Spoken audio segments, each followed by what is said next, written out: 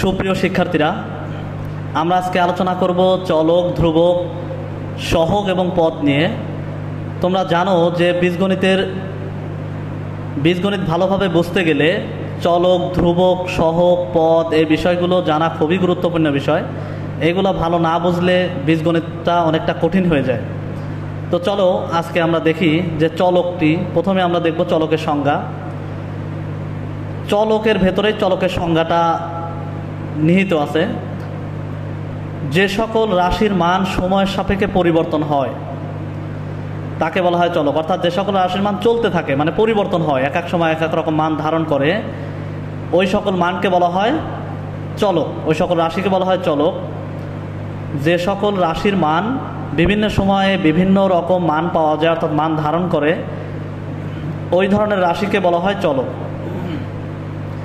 ইংরেজি বর্ণমালার বর্ণগুলোকে সাধারণত চলক হিসাবে প্রকাশ করা যায়, তবে বেশিরভাগ ক্ষেত্রে, বিশেষ করে আমরা এক্স, ওয়াই, জেড, এ, বি, সি এই বর্ণগুলোকে চলক হিসাবে বেশি ব্যবহার করে থাকি।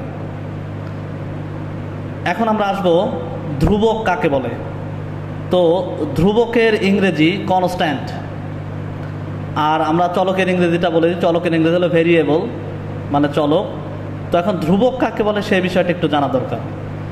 ধ্রুবক হলো যে সকল রাশির মান কখনোই পরিবর্তন হয় না, তাকে বলা হয় ধ্রুবক।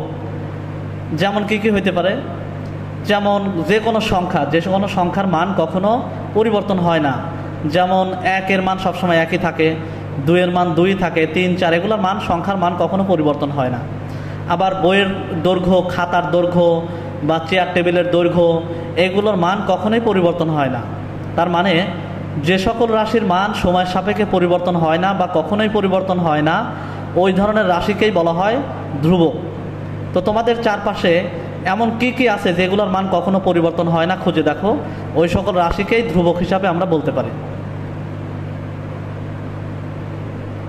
তো এই পর্যায়ে আমরা আলোচনা করব সহগ নিয়ে। সহগের ইংরেজি হলো কোএফিসিয়েন্ট।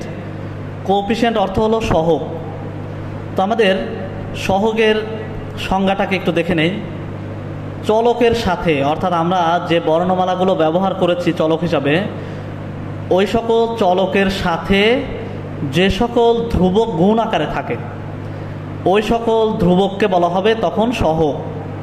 সহগ অর্থ হলো সাথে।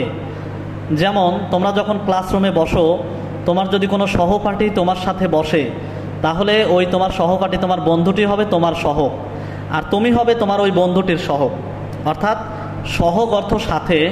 তো চলকের সাথে যে সংখ্যাটি গুণ আকারে থাকে, ওই সংখ্যাটিকে বলবো আমরা সহগ। সেটা যে কোনো সংখ্যা হতে পারে, ধনাত্মক, ঋণাত্মক, যে ভগ্নাংশ, পূর্ণ সংখ্যা, যে কোনো সংখ্যাই হতে পারে। তাহলে যে সকল ধ্রুবকটা কোনো চলকের সাথে গুণ আকারে থাকবে, তখন ওই ধ্রুবকের নামকে আমরা বলবো সহগ। তখন ওটাকে আর ধ্রুবক বলবো না, তখন ওই ধ্রুবকের নামই হয়ে যাবে সহগ। এরপরে আমরা আসবো পদ কাকে বলে। খুবই গুরুত্বপূর্ণ একটা বিষয় হলো পদ, বা ইংরেজিতে বলা হয় টার্মস। তো পদের সংজ্ঞা হলো, আমরা বীজগাণিতিক রাশিতে যে যোগ চিহ্ন ব্যবহার করি, সেই যোগ চিহ্নের আগে ও পরে যে রাশিটা বসে বা থাকে, ওই রাশিগুলোকে বলা হয় পদ। তাহলে সংজ্ঞাটা ভালো করে বুঝো। কোনো একটা বীজগাণিতিক রাশিতে যোগ চিহ্নের আগে এবং পরে যে রাশিগুলো থাকে, ওই রাশিগুলোকে বলা হয় পদ। যেমন এখানে আমি ব্যবহার করেছি যে 5x + 7y + 9z।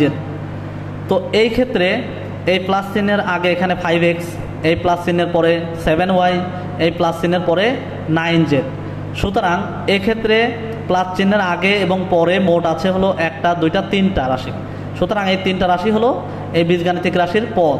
অর্থাৎ এই বীজগাণিতিক রাশিতে 3টা পদ আছে।